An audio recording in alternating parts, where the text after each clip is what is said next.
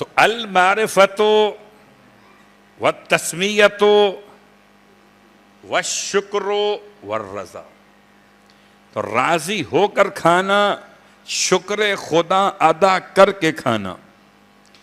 اور پھر جو اس کے سنتیں بیان کی امام نے، فرمایا اس طرح سے کھایا جائے کہ انسان بیٹھے تو اپنے بائیں ٹانگ پہ زور دے کے بیٹھے،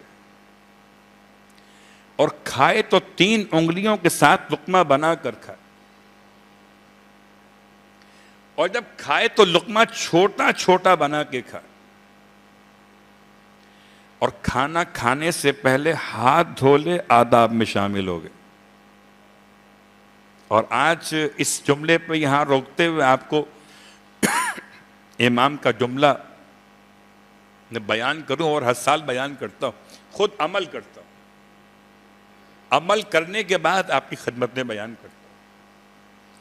کھانا کھانے سے پہلے بھی دونوں ہاتھ دھونا، اور کھانا کھانے کے بعد بھی دونوں ہاتھ دھونا، یہ امام مجتبیٰ کا فرمان ہے.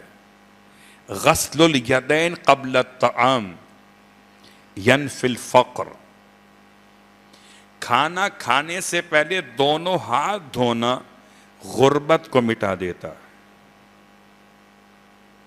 وغسل الیدین بعد الطعام، اور اگر کھانا کھانے کے بعد دونوں ہاتھ دھوئے جائیں تو یہ غم کو مٹا دیتا ہے. ینفی الغم، اگر غم مٹانے ہوں، غربت مٹانی ہو، امام کے فرمان پہ عمل کیجئے. اور ویسے تو یاد رہتا نہیں ہے، لیکن میں خاص طور سے ان دونوں اوقات پر مولا امام مجتبیٰ کو سلام کر لیتا ہوں.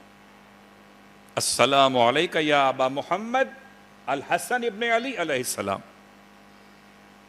ہاتھ دھوتے وقت کھانے سے پہلے، اور ہاتھ دھوتے وقت کھانے کے بعد. دسترخوان امام کی بات تو یہاں تک آ گئی.